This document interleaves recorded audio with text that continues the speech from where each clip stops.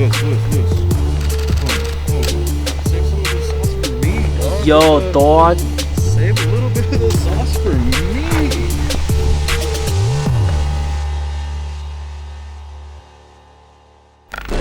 Oh my God, what's going on? Oh, what are we doing here? I'm rock climbing or scaffold climbing. Well, we got Ben here. Hi, Ben. Hi. From Gears and Gasoline. This is my Civic. This is when two YouTube channels collide, like, you know, but of course you guys have more subscribers, so you guys are actually gonna give us more subscribers. We're not gonna give you guys any subscribers. In fact, we'll take them away. So we'll tell people, hey, subscribe to us, but unsubscribe from Gears and Gasoline. Just kidding, that's not gonna happen. We love your channel, we love seeing what you guys do. We love seeing your road trip content. But we got Ben here and Ben. It's been a year since we had a special shoot here in Colorado. So how did that go? It went well. I'm not married yet, but... Okay. Oh, so you're divorced now? No, it was just a long engagement. And if I had known that all this stuff this year was gonna happen, I would have gotten married much sooner.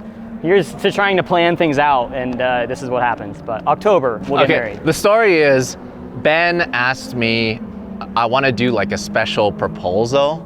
I want to do like a proposal spy shoot where it's still on my phone. Oh, it's on his phone. Background picture. Oh, that's not creepy at all. All right, so he wanted me to basically hide in the bushes and pop out, right? Like, so it's like, all right, he gets down on one knee and then I pop out of the bushes with my camo lens from really far away and I just firing away, just super creepy. But the reason why he actually reached out to me is because you wanted to do it somewhere special. You wanted to do it at Pikes Peak. Yeah, right? It had to be iconic. It had to be iconic. Yeah. And I have been known to shoot Pikes Peak every now and then, right? So I kind of like shooting there. I think it was fun. But look, I'll tell everyone right now, and I already said it in the last video, that was the first and last time I'm ever gonna do that. And it was because it was for you. Thank you so much. Yeah, I'm you're so welcome. glad you did that. I'm gonna print it out on a big canvas in my house. You're gonna come over one day and the wall will just be your picture, the whole wall. That's the plan. Well, again, that's not creepy at all, but I'll look forward to that. But today we're actually not talking about your engagement or marriage or divorce or any of that. We're talking about your beautiful Civic Type R. This thing is awesome. And you actually... It's not real. It's not a real Type R. What is it then? A lot of people, like, I have the Type R stickers, and a lot of people are like, oh, it's not a real Type R. It was originally a replica, so it had the B16B in it. It had basically everything that I could to make it as much like an actual EK9 Type R. But now it's very different than that. So you're telling me you're a ricer then? Basically, I mean, yeah. But you're not a ricer because you just literally told me 5 seconds ago that you broke the front wheel drive record here at Grid Life. That, it was held by a Fiesta, so I mean, it was kind of a low bar to set, and a K-swap Civic. Whoa, you throwing shade on Fords now? First you show up with a fake Type R, and now you're, geez, Ben, okay. I'm a typical Honda owner, what can you say? Typical Honda owner. Overconfident, you know. So this is the second year for Grid Life Alpine Horizon. We're here at beautiful Pikes Peak International Raceway. This event is pretty awesome. It's amazing. It's absolutely amazing. It's a very different experience than like any other event. This event is so cool because it's a festival, but I feel so free in that in a way I don't really have that many responsibilities. I could shoot what I want and I can tell the story the way I want it. But like you guys are telling your own story. You guys are coming out here breaking records, and you guys more focus on the time attack and GLTC side, wheel-to-wheel racing, versus our team mostly just focuses on the drifting, the slippy slidey racing. You focus on the cool looking cars, like you get to see so many cool stuff. I've been watching all your videos, they're so good. You go so many places, it's amazing. We're just trying to put down fast laps going in a circle. Well, I like that. So tell us a little bit about your car. So you got what, 23-inch wheels on here? Basically, actually the outer diameter is 25, so pretty much. They're 2 inches taller than the factory size. And it's a very new addition because it's better with 15s. I think aesthetically it looks better with 15s. But the widest tire that you can get is a 245, and I wanted more grip. So these are 255s, and I can go even wider in the class, but I can't clear my fenders. So I think we're gonna stick with 255s for now. But it's a lot more grip than what I had on the 15s. So this is all about function over form. All right, so tell me about the tires then. These are the new Falcon RT660s, and they're very grippy. It's hard to portray in a video, but yeah, amazingly grippy. I had another set of 245s at a previous event, and I switched over to these Falcons on a 225, even skinnier tire, and I went 2 seconds faster. So it's a very good tire. This is kind of one of the new street tires to beat then, in terms of, so what class are you racing in? This is street class, so this is kind of like the entry level for time attack. No aero, you're not allowed forced induction if it didn't already have it from the factory. So it's very bare bones, but it still is time attack, and there's still a lot of really heavy hitters in the class. It's quite competitive. So I know you're a ricer, but you took it to the next level by putting Porsche stickers on Yeah, I your added the rims. stickers. Yeah. So tell me about that. This is a 986 rear caliper, and there's a company called Hone Developments that makes an adapter bracket for these. So this is it's a bigger rotor diameter, so you've obviously got more heat dissipation, but it's a 4-piston as opposed to the factory single, I think. So it's a lot more braking force, but Hone Development did all the math on the bias between the front and the rear, and it's actually like perfect brake bias. And I've loved them. They've been really, really good, and they clear 15-inch wheels, which was the main reason why I got them. That's so fancy. So what are you running in the rear then? Those are just Integra rear discs. So the rear brakes don't really do much. I actually left drum brakes on the rear for a while, and everybody was like, "What are you doing with drum brakes?" But is that the typical? Is that the internet? Is that our commenters? Yeah. Doing that. It's cool, man. It's all function over here. So these wheels, they're Titan 7 wheels. It's specifically made for an ND Miata, and it's exclusive through Evasive actually. And I was like, you know what? This should probably fit. It's a 17x9 4x100, which is a really rare size. They're forged, so they're 14 pounds, which is incredible for such a big wheel. But the offset is kind of funky, and obviously trying to fit a 9-inch rear wheel on a Civic is very difficult. So I cut into my lateral arms and re-welded some brackets to give it some of that rigidity. I don't know if you can see that. Is that legal, sir? It is legal. So it sits in 20 millimeters, so it's actually a lot wider than it looks from the outside because it's all inset. So it's a square setup that you're running? It's not. There's a square wheel setup, but I'm running 255 width in the front and 225 width in the back. And I've actually already run into some rubbing issues on the back, so that's why I'd like to run more rear tire, but I'm already rubbing, so this is about as much can fit in here. But in terms of a front-wheel drive time attack car, you obviously want more grip in the front versus the rear. Yeah, and it's going to help it rotate a little bit too. Okay, very cool. All right, so let's go around it. What else have you done to the outside of this? It is championship white because, again, I was trying to do the whole Type R replica. I didn't paint it, but a friend of mine came to my garage and painted it in my garage, believe it or not. If you look closely, you'll believe it. But it's not bad. Really bad. It's actually pretty good. Yeah, no, it's really good. And then the front fenders, I've spaced out with washers to fit the wide tires in the front, so it's like 7 mil wider. Oh, really? I can't even tell at all. I tried to make it look as it's clean as pretty possible. Cool. Yeah, all right. That's pretty cool. I wouldn't have been able to tell if you didn't tell me, but now that I look at it from here. Yeah, you can see it from the back. Oh, that's pretty cool. So how much does it rub here then? The front's actually not having too much of an issue. I had to remove the fender liner, obviously, but the fronts are okay. I can't turn lock to lock anymore, so it's just the turning circle is really bad now. But who needs that when you're on track? Yeah, you don't need that for U-turns. Yeah. I do have tire temp sensors, which is a really cool. Here, I can turn the wheel, but wait a minute. There's a sensor in there. Oh, what? It's from a company called Pro Awesome, and it actually reads 16 channels across the tire, so you can see if the inside of your tire is getting hot or the outside, and you can make alignment adjustments. You can add camber, take out camber, or tire pressures. All 4 tires, and it's all data logged. It's really cool. I don't really know how to read the data super well yet, but I have it. You just look at it, and it's like, yeah, it's hot. Yeah. Good. All right.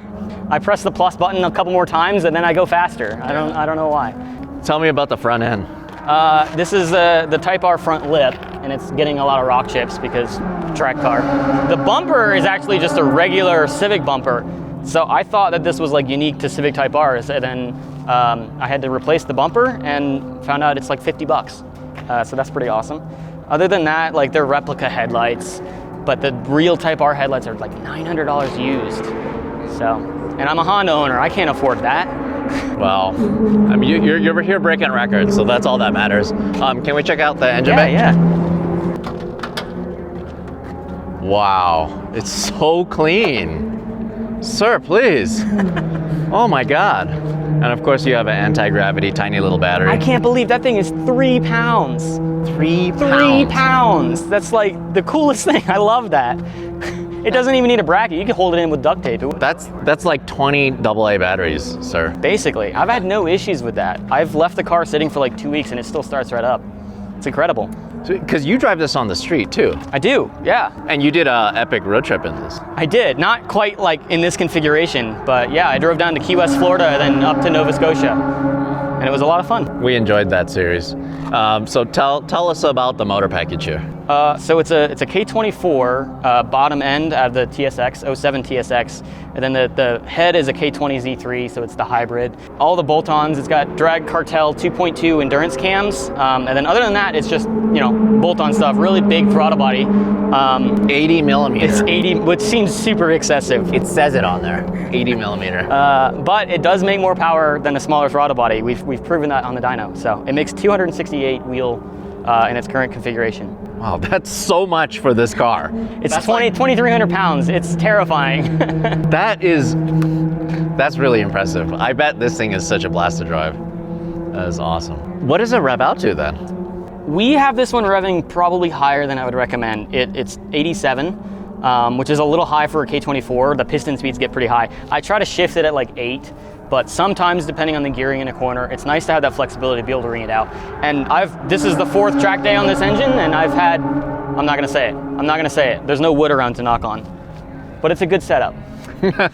But this is a little better than your, you had a Ford Probe before or something? Yeah, what did you have Ford before? Escort. That was my first car. And I put an SVT Focus motor in it and turboed it. And it makes about the same amount of power as this NA 4-cylinder. Wait, that's why you hate Fords, because you blew the motor on that a lot of times, right? I don't hate Fords. I drive a Ford F-150.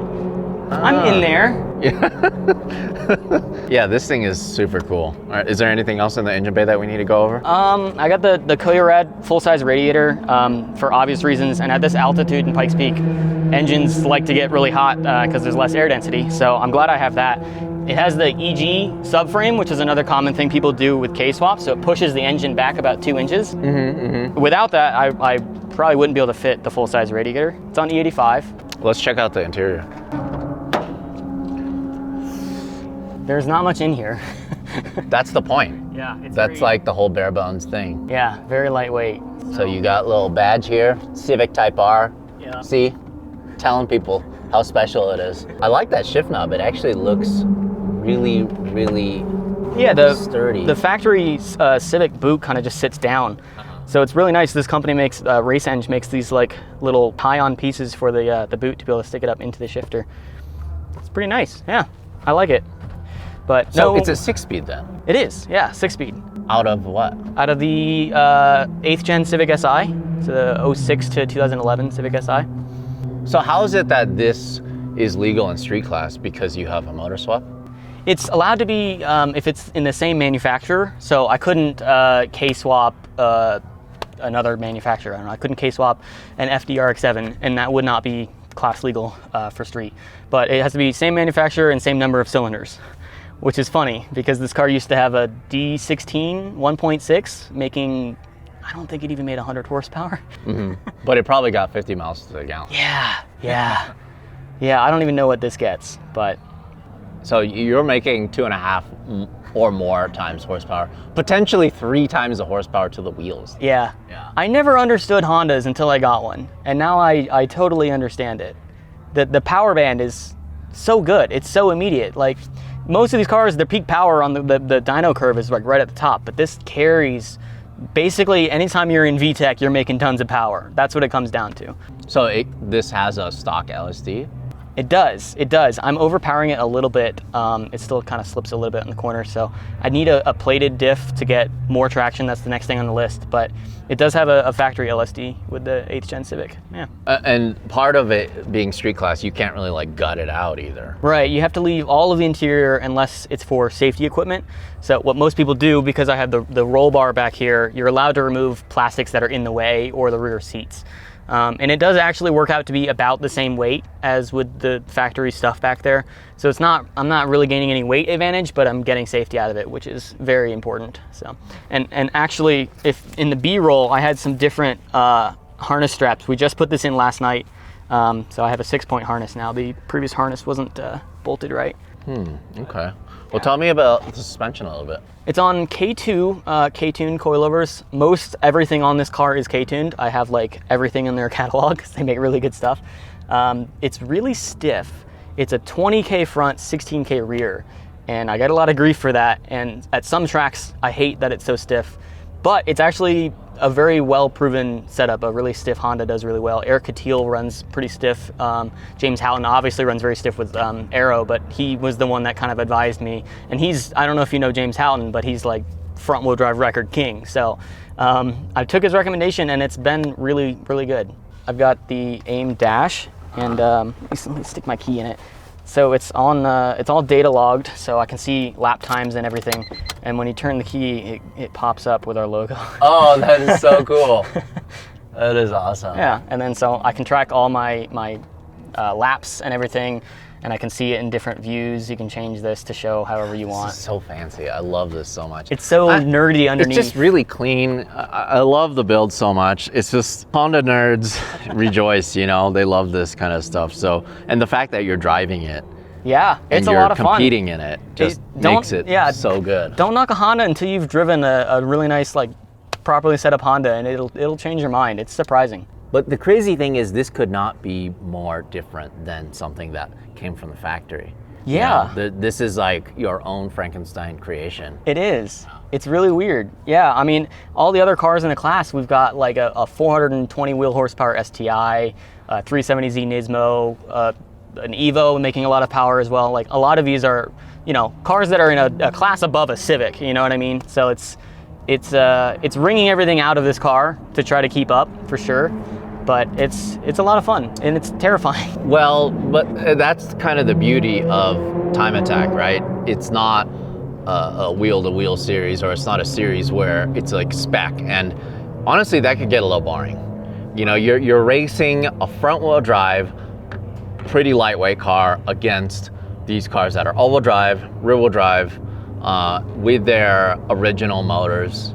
And all from all different manufacturers. Yeah. Domestic, import, this and that. It's pretty cool to see the field, and that's honestly one of the reasons why we love coming to Grid Life, because there's so many different cars that we can feature that are competing against each other. For example, last event we featured that Ferris's twin turbo Corvette, which is so crazy that's not in Unlimited. He's so fast. I'm not even in his run group, but if I was in his run group, I'd be watching my mirror the whole time because he would come up on me so fast.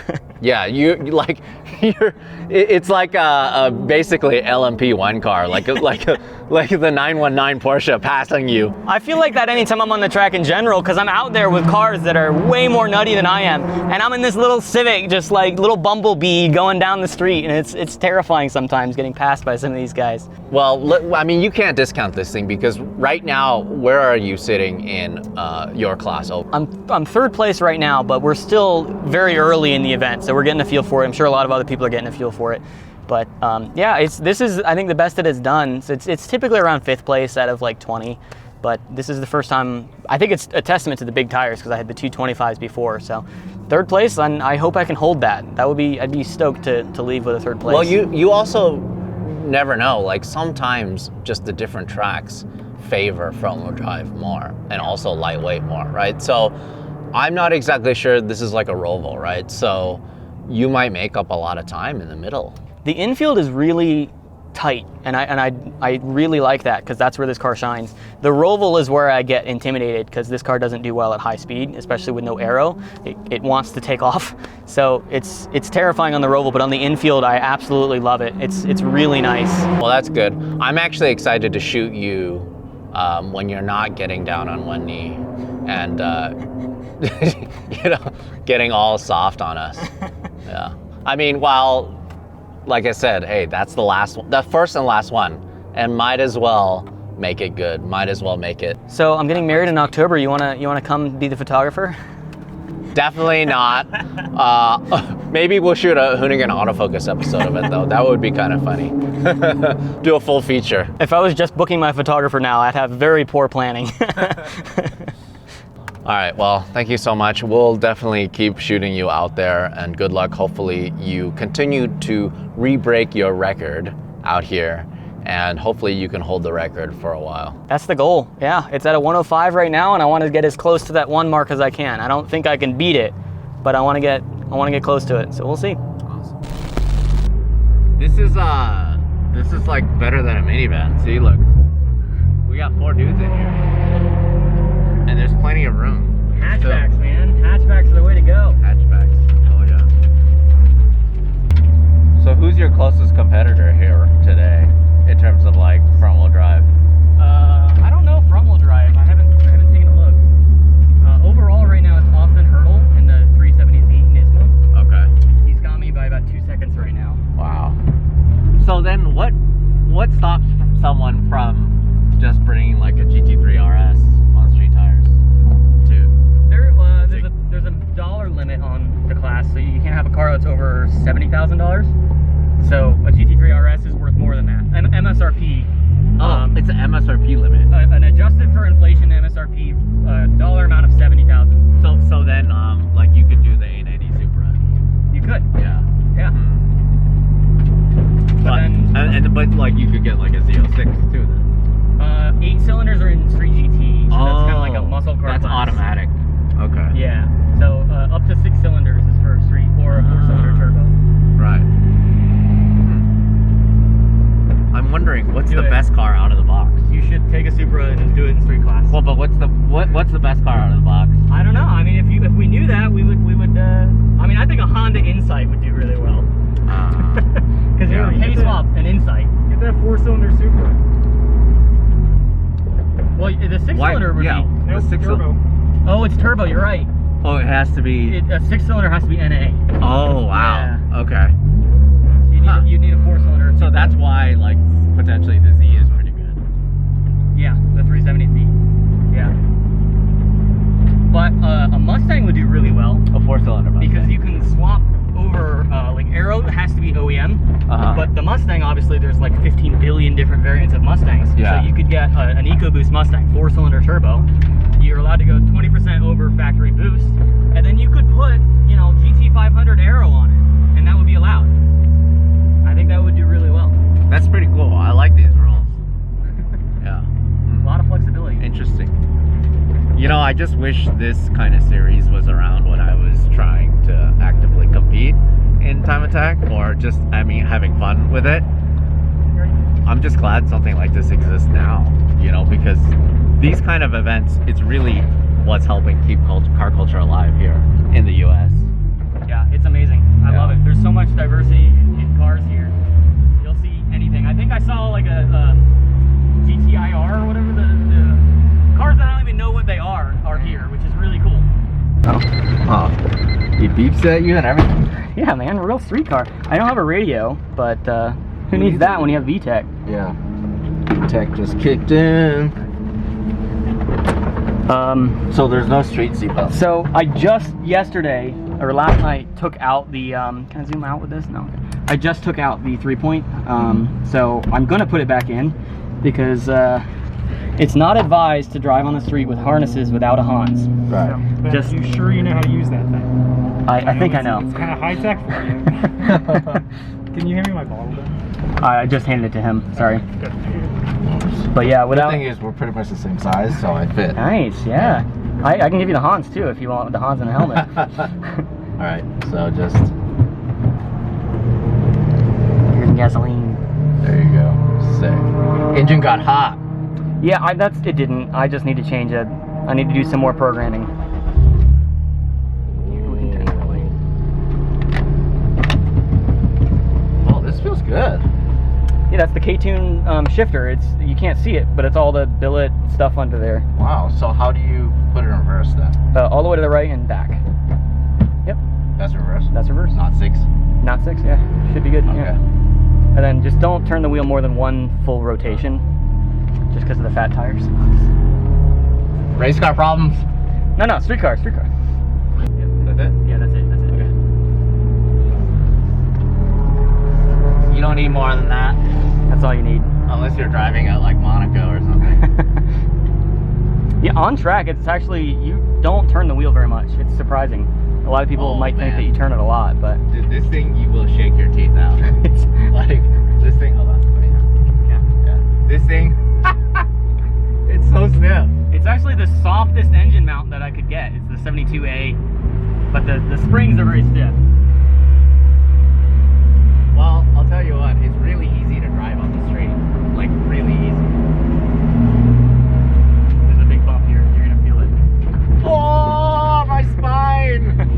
Ah! Ah! It's not that bad. It's pretty good.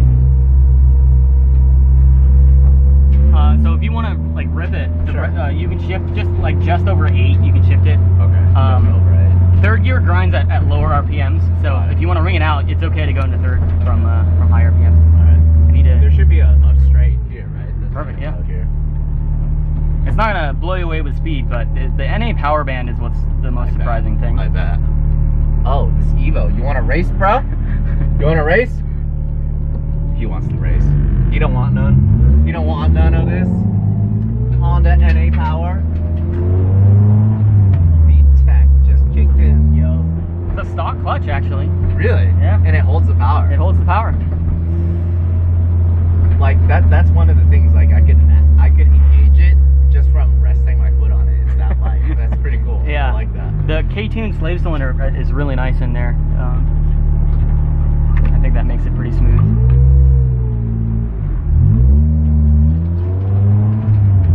K-Tune, man. They make everything. They really do. You got all these cameras in my footwell. Sorry.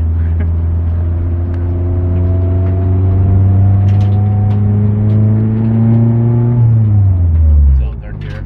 Yeah, if you do it slowly, it's just a synchro, yeah. Here, you give it a decent whip around this corner.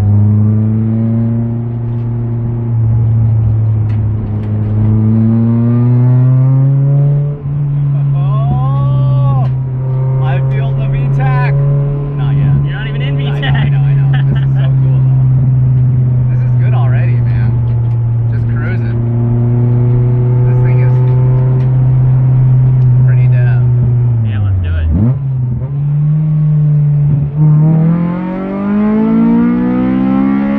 Oh my god! Dude, are you kidding me? This thing is sick! Oh my god! This thing is so cool! You can't believe it doesn't have a turbo. Isn't that crazy? I just can't believe how much it pulls. Like, I'm watching the RPMs and it's like 8. Dude.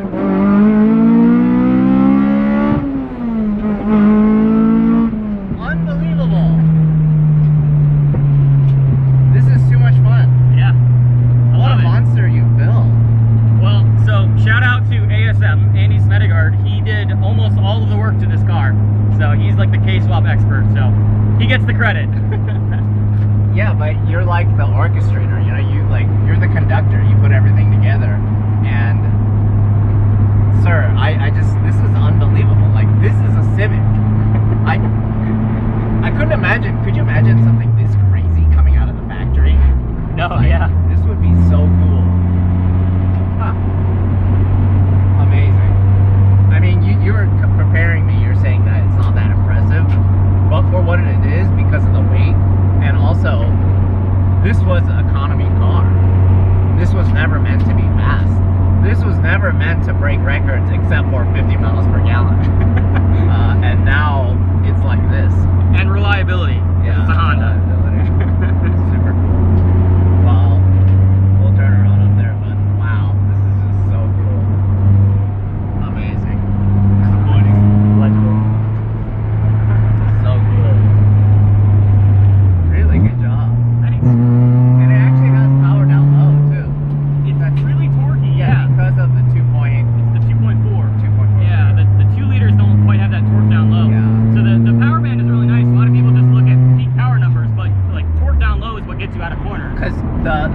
the Type R actually came with a 1.8 liter then, right? 1.6. This year was a 1.6. 1.6? Yeah. Okay. Do I need an angle? You should be okay. It's got monster truck tires. Should I just turn around here? Yeah, that's fine. You'll hear all the rock pebbles coming up, but it should be okay. You drive it back because you could actually shift it like at the correct point. I want to feel from the driver's seat. I'm actually. So did you do a first gear pull? Yeah. Wow, first gear used to spin. Oh really? So the wide tires are working. You've just proven it. I'm testing it out for you. Camera handoff.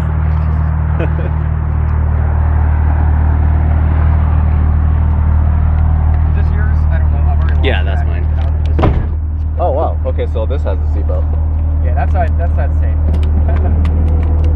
We safe. Impressive. I love that it's like only on Plus. I love that this, it was a pedestrian car, you know? Really, you know, this is one of those cars that normal people wouldn't look at it twice, right? They would get it as potentially their daily driver for a couple years. For a couple years. No, you're a car guy though. But even with the D16, because it serves a different purpose than what it is now, but the actual daily driver, fuel economy, reliability, parts are everywhere. There's nothing better that you could ask for. Yeah, but that's the thing is for normal people, they just wouldn't understand, you know?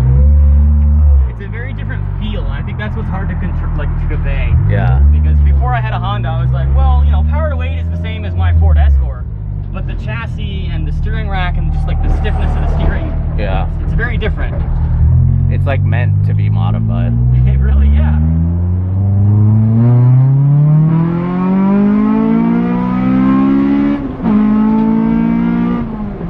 Wow. It's so defined. When it hits VTEC, You hear the crackle. yeah. It's so defined. Incredible. Sixth gear. Yeah. How far is it along at 2,000? 2,000 RPM. I don't use sixth gear on track, but this fifth gear tops out at like 145 because of the long RPM range. Right. So in the class, are you allowed to change gearing? Yes. Okay. Yeah. Yeah, it's actually pretty surprising how much you're allowed to do. Right. So I mean, the cars are pretty nutty, even in 3 class. They're pretty crazy. Yeah. So cool. So cool. What was that? I was just trying to get you to drop the camera. It didn't work. I thought you were avoiding these potholes here. That would be smart. Making sure the tires aren't rotting. Well, that was fun. Yeah. It's a Yeah. very different experience. It's really cool. I like it a lot. Hondas, man, you can't discount them. The K20 motor, as hyped as it is, it's still underrated. Very cool. All right. Thank you. I think that's a wrap. Thank you. Thank you. Thank you. Thank you. Thank you. Thank you. Thank you.